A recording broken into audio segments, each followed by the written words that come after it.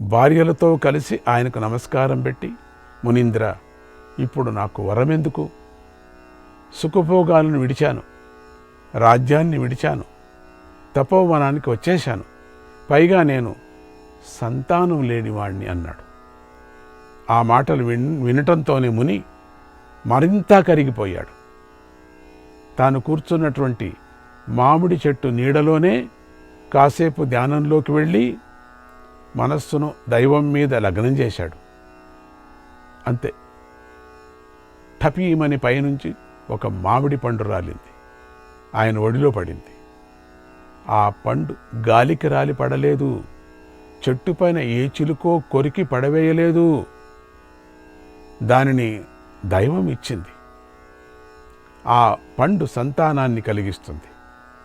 దాన్ని మహర్షి మంత్రించి రాజుకిచ్చి ఇలా అన్నాడు, రాజా, నీ కోరిక తీరుతుంది, నీకు పుత్రుడు పుడతాడు, నువ్వు ధన్యుడివయ్యావు, నీకు తపస్సులతో పని లేదు, హాయిగా రాజ్యానికి తిరిగి వెళ్ళు, హాయిగా రాజ్యాన్ని పాలించుకో, యాగాలు చేసి ఇంద్రుడికి సంతోషం కలిగించు, పుత్రుడికి పట్టాభిషేకం చేసిన తర్వాతే అడవికి వెళ్ళు, నీకు 8 వరాలిస్తున్నాను, నీకు 8 వరాలిస్తున్నాను, పుచ్చుకో, విప్రుల యందు నీకు భక్తి వృద్ధి చెందుతుంది, యుద్ధాలలో నీకు ఓటమి ఉండదు, నీకు యుద్ధాశక్తి ఉంటుంది, అతిథులను ప్రేమగా ఆదరిస్తావు, దీనులను కాపాడుతూ ఉంటావు, మహాబలవంతుడవై ఉంటావు, లోకంలో శాశ్వత కీర్తి లభిస్తుంది,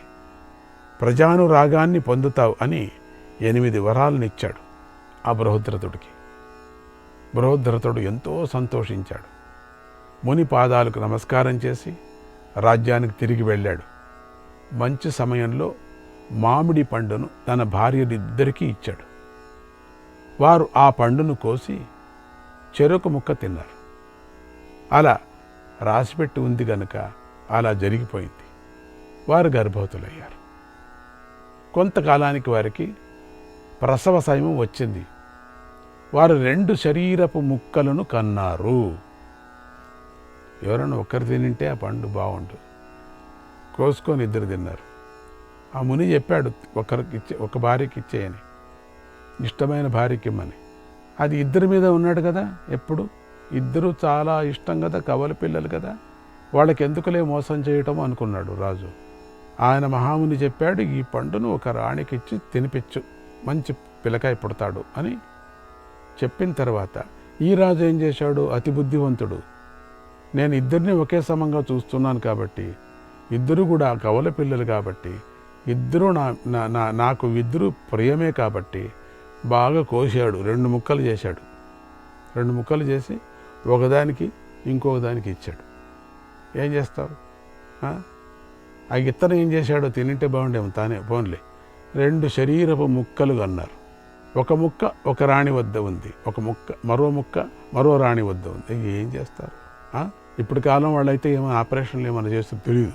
విడివిడిగా ఉన్నటువంటి ఈ ముక్కలను చూసి వారు కంపించిపోయారు. ఏంటిది? ఒక ముక్క ఒక రాణి వద్ద ఉంది, ఒక ముక్క మరో రాణి వద్ద ఉంది. ఏం చేస్తారు? ఇప్పుడు కాలం వాళ్ళైతే ఏమో ఆపరేషన్లు ఏమైనా చేస్తే తెలియదు. విడివిడిగా ఉన్నటువంటి ఈ ముక్కలను చూసి వారు కంపించిపోయారు. ఏంటిది? ఈ సగం ఉన్నారు.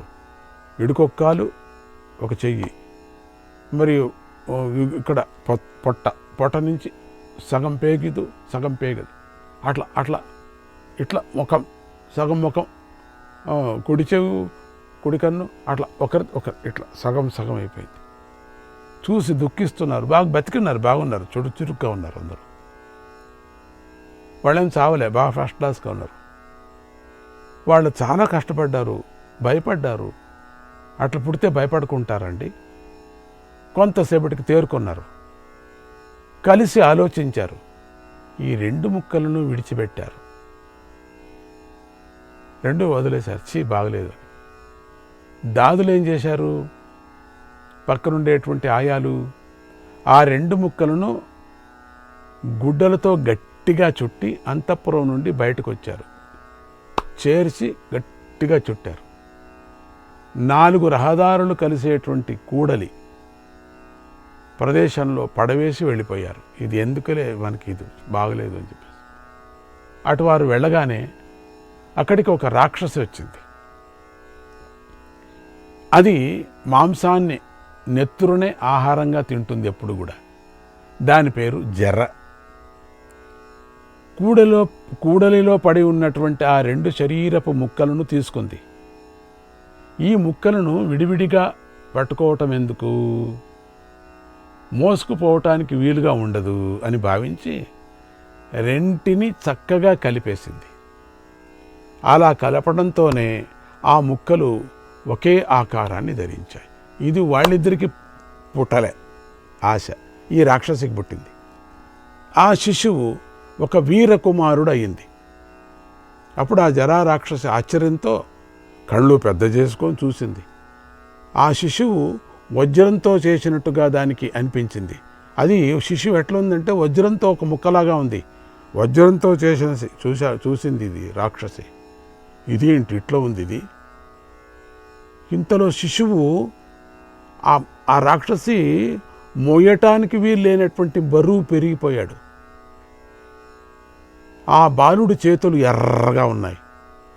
ఆ చేతులను బాలుడు బిగించి ముఖం దగ్గర ఉంచుకున్నాడు. కోపించి పెద్దగా ఏడవసాగాడు. ఈ ధ్వని అంతఃపుర కాంతులకు వినిపించింది. వెంటనే వారు రాజుగారితో కలిసి బయటకు వచ్చారు.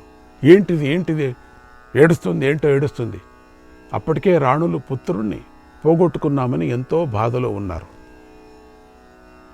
నిరాశతో ఉన్నారు. వాడిపోయిన ముఖాలతో రాజు వెంట వచ్చాడు. ఏమైంది ఏమైంది ఏమైంది అని. జరా రాక్షసి వారిని దూరం నుంచే చూసి ఇలా ఆలోచించింది. ఈ రాణులు పుత్రుణ్ణి కోరుకుంటూ బాధపడుతున్నారు. ఈ రాజు కూడా పుత్రుడి కోసమే పరితపిస్తున్నాడు. వీడు బలవంతుడు. వీడిని తినటానికి నాకు మనసు రావటం లేదు, వజ్రంగా ఉంది.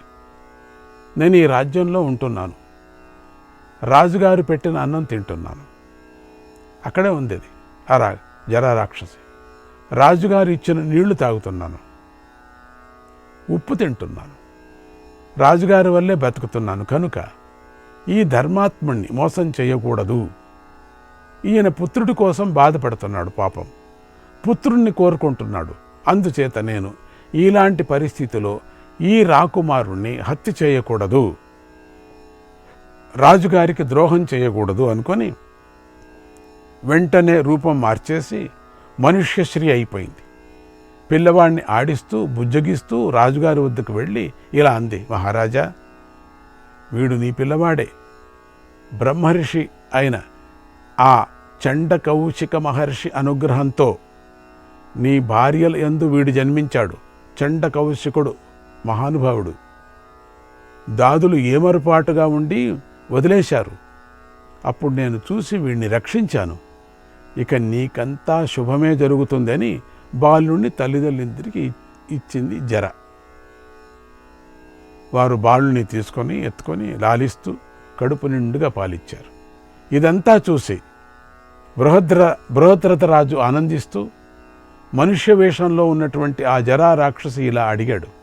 ఓ కళ్యాణి, నాకు నువ్వు దేవతవు. ఎందుకంటే నా కొడుకును రక్షించి తెచ్చి ఇచ్చావు, అది నిజం. ఎవరివమ్మా నువ్వు అని అడిగాడు మహారాజు గారు. శ్రీకృష్ణాయ పరమాత్మనే నమః. బృహద్రథ మహారాజు తన పుత్రుని రక్షించిన స్త్రీని మెచ్చుకొని ఆమె వివరాలు అడగగా జరా రాక్షసి ఇలా చెప్పింది. మహారాజా, నేను కామరూపిణి అయినటువంటి రాక్షసిని. నా పేరు జర. నీ రాజ్యంలో నేను సుఖంగా బ్రతుకుతున్నాను, పూజించబడుతున్నాను. ఇక మానవలోకంలో ఇంటింట ఉంటాను. నేను రాక్షసునే కానీ నాకు గృహదేవి అని ఇంకొక పేరు కూడా ఉంది. బ్రహ్మదేవుడు పూర్వమే నన్ను సృష్టించి ఆ పేరు పెట్టాడు. దానవులు నశించటం కోసమే బ్రహ్మదేవుడు నన్ను వినియోగించాడు. నేను దివ్య రూపం గలదానను. నన్ను పుత్రవతి అయినటువంటి యువతిగా, పుత్రులతో పాటు ఉన్నటువంటి యువతిగా నా బొమ్మను చిత్రించుకున్న వారింటిలో అభివృద్ధి ఉంటుంది. జర అనేటువంటిది ఇప్పటికి కూడా చాలామంది ఉత్తర దేశం వాళ్ళు ఆ జర బొమ్మను సృష్టించుకొని పెట్టుకుంటారు. పిల్లలకి బాలగ్రహ దోషం ఉంటే పోతుందంటారు. అదొక పద్ధతి. అటువంటి హిమాలయాలు తట్టు అక్కడ ఉండేటువంటి అడవి జనం ఇలా చెయ్యని వారికి కీడు కలుగుతుంది అని కూడా ఒకటి చెప్పేసింది. నేను నీ ఇంట చాలా కాలం నుండి పూజలు అందుకుంటున్నాను. నిన్ను మీరు అనేక పుత్రులతో కూడి ఉన్నటువంటి దానినిగా గోడలపై చిత్రించారు. పూజా ద్రవ్యాల చేత పూజించారు. నైవేద్యాలు పెట్టి గౌరవించారు. మీరు ఇంత ఉపకారం చేసినందుకు నాకు చేతనైనంత ప్రత్యుపకారం చేయాలని ప్రతిరోజు ఆలోచించాను. ఈ రోజున నీ కుమారుడు యొక్క 2 శరీర భాగాలను చూశాను. వాటిని కలిపేశాను. అదృష్టం కొద్దీ నీ కుమారుడు బ్రతికాడు. ఇది నీ భాగ్యం వల్లే, పుణ్యం వల్లే జరిగింది, కానీ నా వల్ల కాదు. ఇది నేను కేవలం కారణం మాత్రమే అయ్యాను. ఇక నీ పుత్రుడికి చక్కగా తగిన సంస్కారాలను జరిపించు. వీడు నా పేరుతో ప్రసిద్ధికి ఎక్కుతాడు. చూసారా, జర్రా అనే ఇప్పుడు అర్థమైంది అందరికీ. నేను మేరు పర్వతాన్ని కూడా తినగల శక్తిమంతురాలను. అంతటి నాకు నీ బాలుడిని తినటం ఒక లెక్క కాదు. కానీ నాది చెడు బుద్ధి కాదు. నీ ఇంట నన్ను పూజించావు కాబట్టి ఆ కృతజ్ఞతతోనే నీ కొడుకును నీకే తిరిగి ఇచ్చాను అని వెంటనే అందరూ చూస్తూ ఉండగానే జర అక్కడి నుంచి మాయమైపోయింది. మహారాజు పుత్రుణ్ణి తీసుకొని సంతోషంగా ఇంట్లోకి వెళ్ళాడు. ఒక మంచి రోజున బాలుడికి తగిన సంస్కారాలు జరిపించాడు. మగధ రాజ్యంలో ఆ రాక్షసికి మహోత్సవాలు జరపాలని శాసించాడు. అందరూ ఆమెను పూజించలాగంగా చేశారు. జరయా సంధితో యస్మాత్ జరాసంధో భవత్వయం. జరచేత కలుపబడ్డాడు కనుక ఈతడు జరాసంధుడు అగుగాక అని తన కొడుకుకు పేరు పెట్టాడు. ఆ బాలుడు పెరుగుతూ పెరుగుతూ తల్లిదండ్రులకు ఆనందాన్ని కలిగించాడు. గొప్ప ఆకారంతోనూ గొప్ప బలంతోనూ శుక్లపక్ష చంద్రుడిలాగా పెరగసాగాడు. నేయి పోసినప్పుడు అగ్ని పెరిగినట్లుగా జరాసంధుడు వృద్ధి చెందాడు అన్నాడు శ్రీకృష్ణుడు. శ్రీకృష్ణాయ పరమాత్మనే నమః. 19వ అధ్యాయం. శ్రీకృష్ణుడు జరాసంధుడి పుట్టుక గురించి చెప్పిన తర్వాత అతడు బలవంతుడైనటువంటి విషయం గురించి ఇలా చెప్పాడు. ఇంకొకటి, ఓ ధర్మరాజా, కొంతకాలం గడిచింది. ఒకనాడు చండకౌశిక మహర్షి మగధకు వచ్చాడు. అందుకు బృహద్రథుడు ఎంతో సంతోషించి తన వారితోనూ తన పరివారంతోనూ కలిసి మహర్షికి ఎదురు వెళ్ళి భక్తి శ్రద్ధలతో ఆయనకు స్వాగతం పలికాడు. తన రాజ్యాన్ని, తన కుమారుడిని ఆయనకు అర్పించాడు. యథావిధిగా ఆయనను పూజించాడు. ఆయనే కదా ఆ చండకౌశికుడు చేసినటువంటిది, ఆ చండకౌశిక మహర్షి ఇచ్చినటువంటిదే కదా. అందుకు చండకౌశిక మహర్షి సంతోషించి ఇలా అన్నాడు, ఓ మహారాజా, నాకంతా తెలుసు, దివ్య దృష్టితో చూశాను. ఇక నీ పుత్రుడు ఎలాంటి వాడో అవుతాడో నేను చెప్తాను, విను. ఎలాంటి వాడు అవుతున్నాడు? ఇతడు పుట్టుకతోనే రూపము, సత్వము, బలము, తేజస్సుతో పుట్టాడు. ఇతడు సామ్రాట్ అవుతాడు. సామ్రాజ్య లక్ష్మితో సంపన్నుడవుతాడు. తన పరాక్రమంతోనే అన్నీ సాధించి వైభవాన్ని పొందుతాడు. ఎలాగైతే ఇతర పక్షులు ఆకాశంలో ఎగిరే గరుత్మంతుణ్ణి అనుసరించలేవో అలాగే ఇతర రాజులెవరూ నీ కుమారుణ్ణి పరాక్రమాన్ని తట్టుకోలేరు, అనుసరించలేరు. శత్రువులైతే ఇతడి చేతిలోనే నశిస్తారు. దేవతలు ప్రయోగించిన ఆయుధాలు కూడా ఇతడిని గాయపరచలేవు. రాజులందరికీ ఇతడే అధికారిగా ఉంటాడు. సూర్యుడు ఇతర గ్రహాల కాంతిని అపహరించినట్లుగా ఈ బాలుడే రాజులందరి తేజస్సును అపహరిస్తాడు. ఎవరికెంత సైన్య సంపద ఉన్నా కూడా, ఎన్ని వాహనాలు ఉన్నా ఇతన్ని ఎదిరిస్తే అంతే సంగతులు. అగ్ని మీదకు దండెత్తిన మిడతల దండు నశించినట్లుగా వారు ఇతడి చేతిలో నశిస్తారు. వర్షాకాలంలో సముద్రుడు ఉప్పొంగిన నదులన్నిటినీ తనలో లీనం చేసుకున్నట్లుగా ఈ బాలుడు రాజులు కూడబెట్టిన సంపదలన్నిటినీ తన వశం చేసుకుంటాడు. ఇతడు 4 వర్ణాల వారికి చక్కగా భరిస్తాడు, ఆదరిస్తాడు. రాజులందరూ ఇతడికి ఆధీనులై ఇతడి మాట ప్రకారం నడుచుకుంటూ ఉంటారు. అన్ని లోకాలను ఈ జరాసంధుడే బలవంతుడు. ఇతడు శివుణ్ణి ప్రత్యక్షంగా దర్శిస్తాడు అని చెబుతూ ఉండగా చండకౌశికమునికి తాను చేయవలసినటువంటి మరో పని గుర్తుకు వచ్చింది. బృహత్రథుడిని ఆశీర్వదించి అక్కడి నుంచి వెళ్ళిపోయాడు. బృహత్రథుడు అందరితో కలిసి రాజ్యంలోకి ప్రవేశించి జరాసంధుడికి పట్టాభిషేకం చేసి సంతోషించాడు. తర్వాత తన భార్యలిద్దరితోనూ కలిసి తపోవనానికి వెళ్ళిపోయాడు. జరాసంధుడు ఇక పరాక్రమాన్ని చూపించి రాజులందరినీ తన అదుపులోకి తెచ్చుకున్నాడు అని శ్రీకృష్ణుడు ధర్మరాజుకు చెప్పాడు.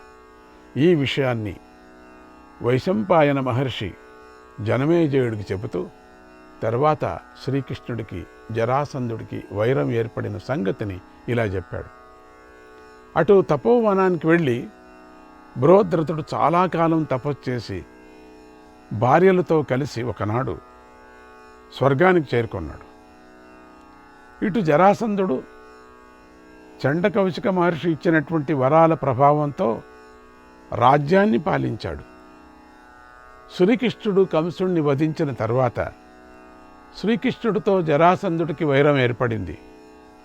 జరాసంధుడు తన గదను 99 సార్లు త్రిప్పి గిరివ్రజం నుండి విసరగా అది 99 యోజనాల దూరంలో ఉన్నటువంటి మగధలో పడింది. ఆ మగధను శ్రీకృష్ణుడు రక్షిస్తున్నాడు. ప్రజలు భయపడి ఈ విషయాన్ని కృష్ణుడికి చెప్పారు. గద పడిన చోటు గదావసానము అని ప్రసిద్ధి చెందింది. జరాసంధుడికి హంస డింబకులు అనేటువంటి మంత్రులు ఉండేవారు. ఇప్పటికి కూడా ఆ స్థలం ఉన్నది అక్కడ. వారు నీతి శాస్త్రం తెలిసిన వారు. వారి గురించి నీకు ముందే చెప్పాను. వారు ఏ ఆయుధం చేతను సావరు. వాళ్ళు ఈ ముగ్గురు కలిసి 3 లోకాలను ఎదిరించడానికి సమర్థులై ఉన్నారు.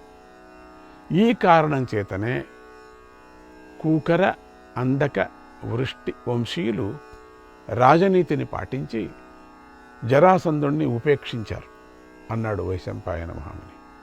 శ్రీకృష్ణాయ పరమాత్మనే నమః. 20వ అధ్యాయం.